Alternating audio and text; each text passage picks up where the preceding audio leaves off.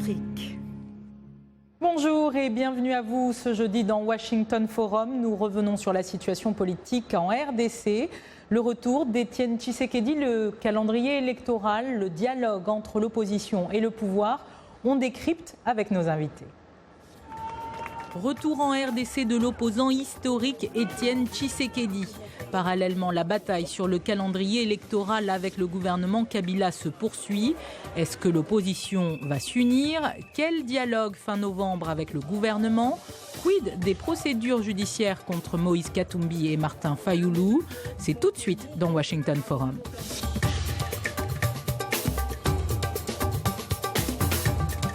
Washington Forum. À 83 ans, il n'a plus la même fougue, mais Étienne Tshisekedi n'a rien perdu de sa popularité. Son retour à Kinshasa le mercredi 27 juillet a été une démonstration, un vrai tour de force.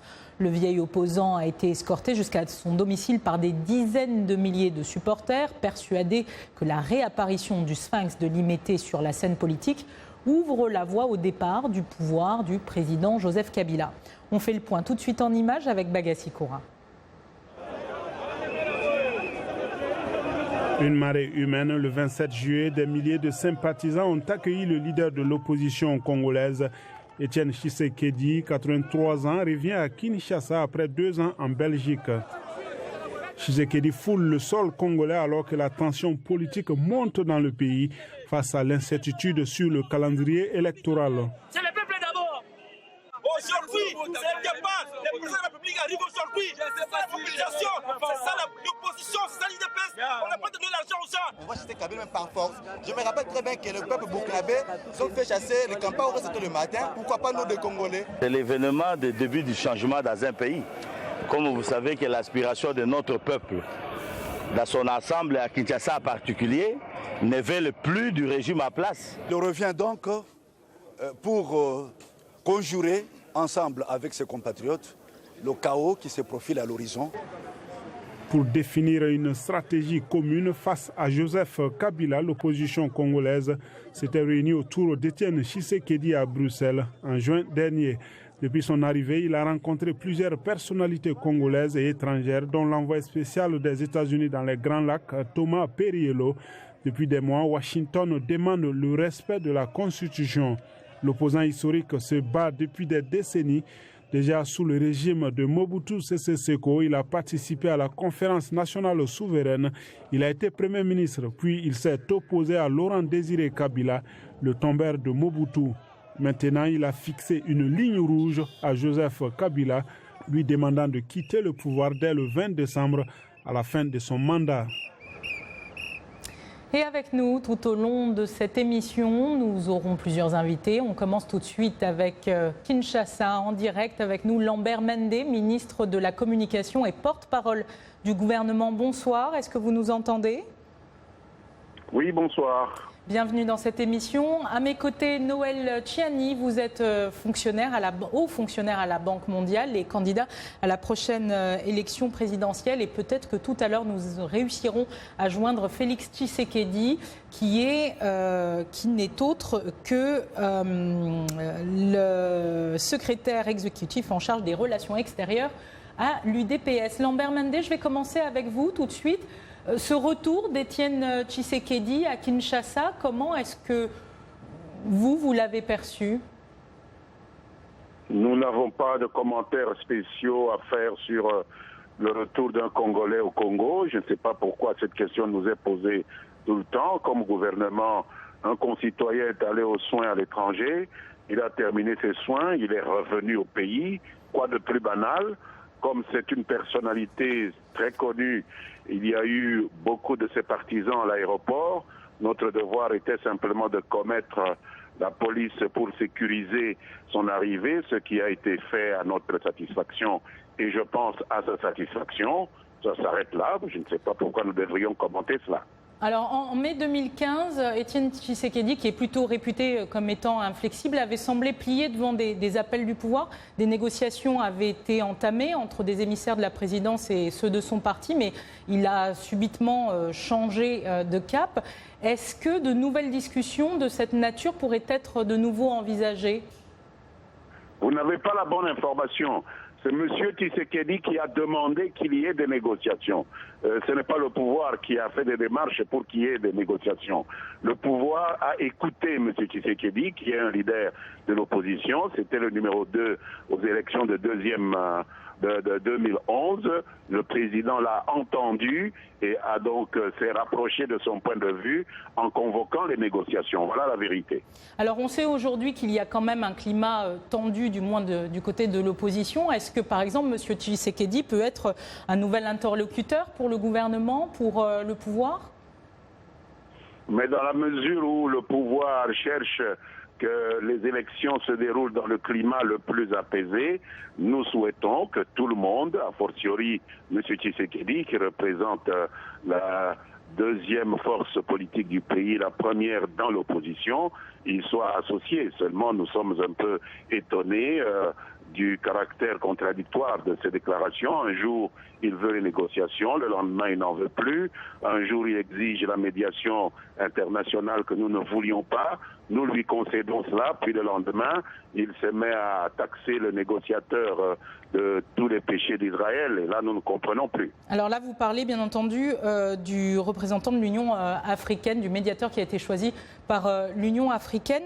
Monsieur Noël Tchani, je me retourne vers vous. Comment vous, est-ce que vous avez vécu ce retour de Étienne Tshisekedi à Kinshasa? Madame, d'abord, merci de me recevoir sur le plateau de la Voix de l'Amérique dans Washington Forum. Je suis un haut fonctionnaire international. Je voudrais d'abord préciser que je parle ici purement et simplement donc à titre personnel. Donc je n'engage pas la Banque mondiale. Mais en tant que Congolais, j'ai une cinquantaine d'années. Je n'ai jamais vu dans ma vie une personnalité politique congolaise accueillie de la façon dont M. Tshisekedi a été accueilli lorsqu'il est retourné donc de Bruxelles à Kinshasa après 2 années d'absence. Il y avait au moins dans la rue, d'après la Libre Belgique, au moins 1 million de personnes donc dans les rues de Kinshasa pour accueillir donc M. Tshisekedi. À mon avis, cet accueil a une signification. C'est un accueil qui veut dire que beaucoup de personnes donc soutiennent le combat que Tshisekedi a toujours mené. Il a toujours mené le combat donc en faveur d'un état de droit au Congo. Il a toujours mené le combat contre les dictatures successives donc en République démocratique du Congo. Et il a toujours prôné la bonne gouvernance et il voudrait que le pays puisse donc retrouver une vie de stabilité dans l'ensemble. Mais quand le ministre de la Communication et porte-parole du gouvernement dit que M. Tshisekedi a été vers eux pour des négociations, est-ce que c'est la version que vous avez? Parce qu'apparemment, nous n'avons pas la même version des faits. Est-ce que vous, c'est la version que vous avez aussi? Je ne sais pas ce qu'il entend par le mot véreux. Je pense que M. Mende a une façon de parler qui lui est propre. Moi, je n'irai pas donc dans ce sens-là. Je considère que M. Tshisekedi représente donc actuellement donc le rassemblement des forces politiques et sociales de l'opposition. Ces rassemblements donc regroupent tous les partis politiques donc d'opposition. Et il y a une grande portion de la population congolaise qui adhère donc aux thèses que défend M. Tshisekedi. Alors, M. Lambert Mende, vous êtes toujours avec nous? J'aimerais qu'on revienne ensemble sur, sur le médiateur de l'Union africaine qui est fustigé par l'opposition. Aujourd'hui, quelle est la situation? Quelles sont les choses qui se mettent en place vers ce dialogue avec l'opposition? Je vous serais d'abord reconnaissant, madame, de ne pas me faire dire des choses que je n'ai pas dites pour permettre à M. Tchani de flatter son maître à penser il est candidat président, il veut flatter un autre candidat président, ça le regarde. Je n'ai pas dit que Tshisekedi était véreux. J'ai dit qu'il y avait des contradictions dans les propos de M. Tshisekedi. Nous parlons français. Non, donc, il a dit qu'il s'est tourné vers eux. Et je pourrais même mettre fin à la conversation si vous me faites dire Monsieur Mende, que je n'ai pas dit, je maîtrise assez le français. Monsieur Mende, je vous en prie, il y a eu une incompréhension. Il n'a pas dit véreux. Je suis son aîné. Et donc, je n'ai pas dit véreux, il n'a pas entendu dire véreux. Il ne faut pas m'utiliser pour flatter Tshisekedi. Mais il y a des contradictions et je pense que l'Union africaine n'a pas accepté cela. La communauté internationale non plus. Tous les ambassadeurs sont allés le dire à M. Kodjo, qui lui maintiennent leur confiance. Je crois que même Tom Perriello, l'envoyé spécial des États-Unis, est allé dire à M. Tshisekedi que ces attitudes contradictoires ne peuvent pas aider à faire avancer le processus. Voilà ce que je dis. Je ne dis pas véreux parce que véreux, c'est trop péjoratif et j'ai trop de respect pour un aîné comme M. Tshisekedi pour utiliser un tel propos. Et je vous prie à l'avenir de ne dire que ce que moi j'ai dit. Une réponse, une réaction Écoutez, si vous n'avez pas dit donc le mot véreux, je vous félicite pour cela, mais j'ai dû réagir donc à la prononciation donc, de ce mot par Mme Mossot, et je crois que vous l'avez donc prononcé. Si vous ne l'avez pas dit, donc on ne va pas donc s'attarder donc là-dessus. Mais j'estime aussi, M. Mende, vous êtes aussi un aîné, et je vous respecte aussi au même titre que vous respectez M. Tshisekedi. Ce qui est important ici, c'est qu'on dise une chose, c'est que depuis 2011, la République démocratique du Congo est bloquée. Il y a eu des élections chaotiques de 2011. Ces élections, jusqu'à aujourd'hui, personne donc ne connaît qui a été réellement donc élu. M. Tshisekedi a dit qu'il a été élu. M. Kabila a dit qu'il a été élu. Bon, M. Kabila s'est installé au pouvoir donc grâce à la force donc des armes. Il s'avère depuis 2011 la nécessité en République démocratique du Congo d'avoir un dialogue franc autour donc des enjeux congolais pour qu'on puisse déterminer qu'est-ce qu'il faut faire pour aller de l'avant. Donc le fait que Etienne Tshisekedi ait demandé qu'il y ait donc dialogue et que le président Kabila ait accepté de suivre sur ce chemin-là, il faudrait encourager donc les deux que nous puissions maintenant aller au dialogue. Alors pour aller au dialogue, qu'est-ce qui nous empêche aujourd'hui de tenir un dialogue franc? Parce que ça ne sert à rien donc de faire semblant donc d'aller à un dialogue si on ne peut pas donc réunir un certain nombre donc de préalables pour que tout le monde puisse se sentir donc à l'aise. Les conditions pour aller au dialogue aujourd'hui, on demande la libération des prisonniers politiques. On demande donc notamment que la transformation de ce qu'on appelle donc le groupe de soutien à la facilitation en groupe de facilitation pour que les décisions donc soient prises donc de façon collective au niveau donc de la facilitation. Ces choses-là, moi j'estime qu'elles sont fondamentales et je ne vois pas pourquoi aujourd'hui le gouvernement de la République démocratique du Congo ne peut pas donc y accéder. Monsieur Mende, je vous prie de prendre la parole. Je vous en prie, allez-y. Oui, je me rapproche plus ou moins de M. Tiani maintenant. C'est vrai que nous devons absolument trouver une issue à ce problème, tout en disant que ce n'est pas M. Kabila qui s'est proclamé président, il s'est installé. Il y a au Congo une commission électorale nationale indépendante qui a en charge la proclamation des résultats. Il y a au Congo une cour constitutionnelle qui a confirmé ces résultats. Bon, maintenant, on peut ou pas ne pas être d'accord avec ces résultats, quoi qu'il en soit. C'est M. Kabila qui a gagné l'élection de 2011 et M. Tshisekedi était en numéro 2. Il ne l'a pas accepté, c'est son droit. C'est le droit de M. Tiani de le suivre à ce sujet-là. Mais maintenant, un dialogue, là où je le rejoins, c'est qu'un dialogue est indispensable. Mais la plupart des conditions que M. Tshisekedi avait mis à ce dialogue qu'il a demandé ont été rencontrées. La facilitation internationale, nous ne l'avons pas voulu au départ, estimant que nous étions suffisamment mûrs 56 ans après l'indépendance, mais il a insisté et nous avons accepté, et l'Union africaine de concert avec les Nations Unies ont désigné une personne, ça aurait pu être Edem Kodjo ou un autre, mais il a été désigné, et voilà qu'aujourd'hui il est récusé par M. Tshisekedi, de sorte que nous sommes obligés de constater ces contradictions.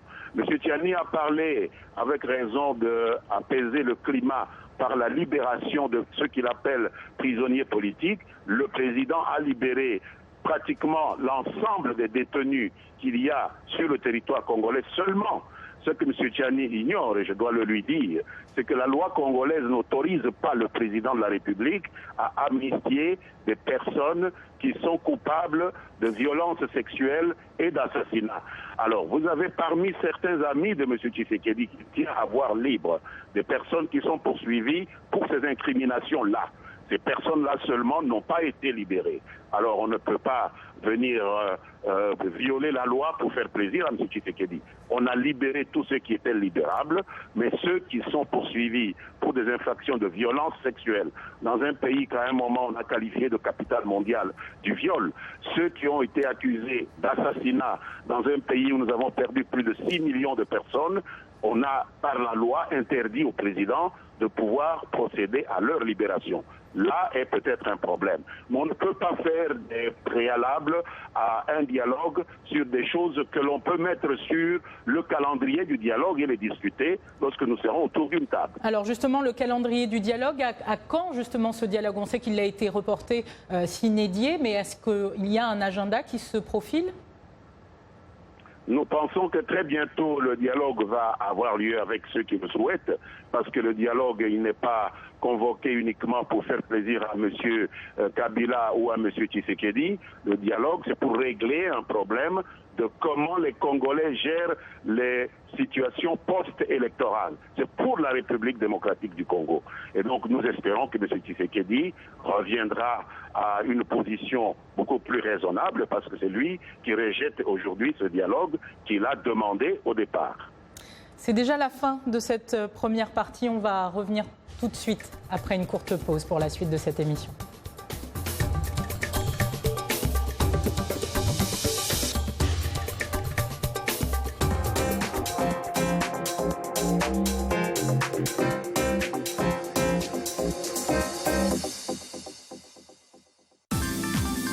La VOA sur votre portable avec l'application Mobile Streamer. Écoutez nos programmes n'importe où, quand vous le voulez. C'est gratuit avec Internet.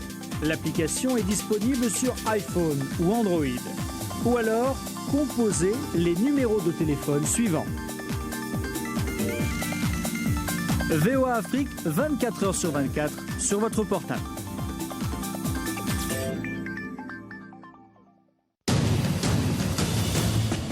En plus de nos programmes sur FM et ondes courtes, La Voix de l'Amérique est en votre compagnie 24 heures sur 24 sur Internet. N'Djamena, d'une trentaine de représentants d'un syndicat d'étudiants.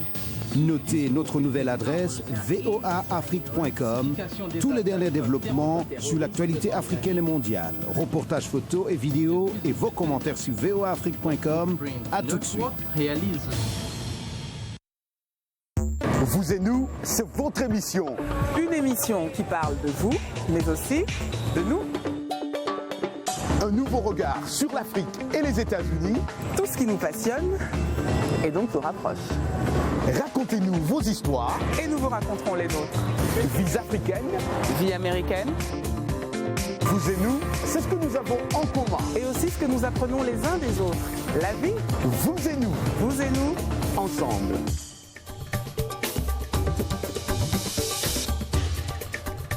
De retour dans ce Washington Forum consacré au feuilleton politique congolais qui tient le continent en haleine. Les points de discorde entre le gouvernement et l'opposition se sont multipliés depuis le début de l'année. L'élection présidentielle censée se tenir avant fin décembre 2016 continue de cristalliser les tensions. Si d'un côté l'opposition tient à ce que l'élection ait lieu dans les délais, de l'autre le pouvoir estime qu'il sera difficile de les organiser dans le contexte actuel. C'est un récit signé John Linden. Un des arguments du pouvoir sur la lenteur du processus, l'indispensable révision du fichier électoral. La Cour constitutionnelle a accordé au président Joseph Kabila, dont le mandat arrive à terme à la fin de l'année, de se maintenir au pouvoir si la présidentielle n'est pas organisée dans les délais. L'arrêt de trop pour l'opposition qui dénonce un glissement offert à l'actuel chef d'État. Il l'accuse de tenter de briguer un troisième mandat. Et de leur côté, les partisans de Kabila ne lâchent rien. Oui, je vais le soutenir pour un troisième mandat. Si vous ne voyez pas les progrès qui sont faits noir sur blanc, en tout cas, moi je peux vous le montrer. Ces derniers mois, l'opposition a multiplié des manifestations à travers le pays. Le gouvernement a réagi avec force. De nombreux opposants ont été arrêtés, intimidés ou font encore l'objet de poursuites judiciaires. C'est dans ce climat que l'opposant historique Étienne Tshisekedi est rentré à Kinshasa après 2 ans d'absence. Certains voient en lui l'espoir d'une éventuelle transition après le 19 décembre, fin du mandat officiel de Joseph Kabila. On ne peut pas entrer dans le jeu où on veut chercher à séparer l'opposition. Sincèrement, on n'entre pas dans ce jeu-là. Tout le monde est là, tout le monde est opposant. On est là vraiment pour la tenance de ce pays. En attendant, La communauté internationale appelle à un dialogue national inclusif et insiste sur le respect de la Constitution. Toujours avec nous en ligne depuis Kinshasa, le ministre de la Communication et porte-parole du gouvernement, M. Mende, et avec nous ici en plateau, M. Noël Tchani. M. Mende, une première question que beaucoup se posent, est-ce que l'on peut organiser les élections présidentielles avant la fin de l'année? Cette question est mal ciblée parce que dans la loi, le droit congolais a arraché au gouvernement les compétences en ce qui concerne l'organisation des élections pour les confier à une commission électorale indépendante. Et le président de cette commission a déjà dit qu'il ne pouvait pas organiser des élections sans corps électoral. Le corps électoral doit être constitué par un fichier électoral qu'il a commencé à mettre à jour sans attendre la permission de qui que ce soit. Il a simplement demandé le soutien du gouvernement et de la communauté internationale. Le gouvernement lui a donné quelques centaines de millions déjà, lui a donné 4 avions gros porteurs, 3 hélicoptères, 50 véhicules. Il a commencé le travail de constitution de ce fichier et nous attendrons qu'il nous dise quand il va convoquer le corps électoral. Donc ce n'est pas une question à laquelle je pourrais répondre utilement. Mais on parle de plusieurs mois pour le processus d'enrôlement. Alors on sait que la liste semble longue au niveau des candidats exactement. Est-ce que vous qui vous portez candidat, comment est-ce que, M. Tchani, on peut être candidat aussi loin? Comment est-ce que vous vous organisez par exemple? Vous savez, on peut être à Washington, mais je suis constamment en République démocratique du Congo. À travers les médias, j'ai des contacts. J'ai fait beaucoup donc, de voyages en République démocratique du Congo. Par exemple, l'année dernière, j'étais là-bas 4 fois. Alors, ceux qui sont sur place, qui sont des candidats, je donne l'exemple de Martin Fayulu. Il a essayé de se déplacer donc, de Kinshasa pour tenir un meeting donc, au Bandundu. Et quand il est arrivé là-bas, on lui a empêché de pouvoir tenir donc, le meeting. Il est revenu à Kinshasa, où il est donc cloisonné là-bas. Donc, si je partais aujourd'hui et que je sois à Kinshasa pour essayer de faire le tour de la République, je suis sûr que je serais confronté au même problème que Martin Fayulu. Donc, vous êtes en train de dire que c'est plus facile de battre campagne en ne vivant pas dans le pays? Non, je ne dis pas ça. Tout ce que je dis, c'est que les conditions pour que les opposants politiques ou bien tous ceux qui sont des candidats puissent se déployer librement et exprimer donc leurs pensées, défendre donc leur projet de société, ces conditions ne semblent pas encore donc réunies. D'où l'utilité donc d'avoir donc le dialogue qui devrait avoir lieu. Mais je voudrais revenir sur quelque chose donc que M. Mende Omalanga a dit tout à l'heure. D'abord, il a qualifié M. Tshisekedi de mon maître à penser, mais je voudrais dire aussi que si Tshisekedi est mon maître à penser, M. Kabila est son maître à penser aussi. Donc il faudrait que ce soit très clair. Maintenant, en ce qui concerne donc le dialogue est important, mais l'ordre du jour de ce dialogue-là doit être préparé donc dans le comité préparatoire. C'est pour cela qu'on a dit qu'il faudrait qu'il y ait des gens qui représentent donc chaque côté, qui se retrouvent donc dans le comité préparatoire pour qu'on puisse donc baliser le terrain et qu'on sache exactement de quoi on va parler, combien de jours, combien donc de gens vont représenter donc chaque parti. Alors là où le bas blesse, c'est quoi? C'est que ces genres de démarches doivent être donc décidées de façon conjointe. Mais la première réunion du comité préparatoire ne pouvait pas être appelée ou bien convoquée de façon unilatérale par le facilitateur sans qu'il y ait aussi donc l'assentiment de chacun ou de chacune donc de 2 partis, donc à savoir donc la majorité, mais également aussi donc l'opposition. Monsieur Mende, j'aimerais revenir vers vous avec cette position. Justement, aujourd'hui, on se pose l'opposition, elle, accuse Monsieur Kabila de vouloir se représenter, mais très officiellement, le président Kabila n'a jamais annoncé sa candidature. Ou est-ce qu'il l'envisage ou est-ce qu'on en est à ce niveau-là? C'est un pur procès d'intention. Je pense qu'il panique à voir la popularité de M. Kabila, puisque lorsque mon compatriote M. Tchani parle de l'intérieur du pays, je pense que les images parlent d'elles-mêmes. Les gens savent qui fait quoi pour eux. Et donc, même à Kinshasa, le meeting que nous avons tenu vendredi dernier a démontré l'implantation de M. Kabila dans les esprits des gens parce qu'il a reconstruit le pays en dépit des difficultés qu'on a multipliées sous ses pieds. Mais écoutez, nous devons absolument parler avec notre opposition parce que ce sont nos compatriotes. Le pays n'appartient ni à M. Kabila ni à M. Tshisekedi. C'est pourquoi nous avons adhéré au schéma de ce dialogue, mais dire que Kabila veut un troisième mandat, c'est un pur procès d'intention. Et même vous-même, dans votre présentation, madame, en disant que la Cour a permis à M. Kabila de rester au pouvoir, c'est une fausse interprétation. Alors, quelle est l'interprétation exacte? Lire l'article 70, alinéa 2 de la Constitution qui prévoit que tant que les élections n'ont pas encore été organisées, le président en exercice, qu'il s'appelle Kabila ou Tshisekedi ou Mende ou Tiani, n'importe qui est président en exercice, puisque c'est une constitution qui dépasse les personnes, reste en fonction jusqu'à l'élection du nouveau président. Voilà ce que la Cour a dit. Donc dire qu'on a autorisé Kabila à faire ceci, non, la Constitution estime que tant qu'il n'y a pas élection, le président en exercice reste en fonction. Nous nous étonnons que nos compatriotes s'offusquent de cela. Il aurait fallu alors battre campagne contre cette disposition de la Constitution qui existe bel et bien. Monsieur Tiani, Monsieur Mende, je vais rester d'abord avec vous pour cette question. On va revenir très vite sur le dialogue aussi avec vous. Justement, ce dialogue, Monsieur Tshisekedi récuse donc toujours Edem Kodjo. Qu'est-ce qu'il faudrait, selon vous, Monsieur Mende, qu'il y ait dans ce dialogue pour que le pays avance? Je pense que le dialogue ne doit pas être considéré comme un cadeau que l'on fait à un individu. Fait-il une célébrité comme M. Tshisekedi ou une célébrité comme M. Kabila? Je parle bien des deux.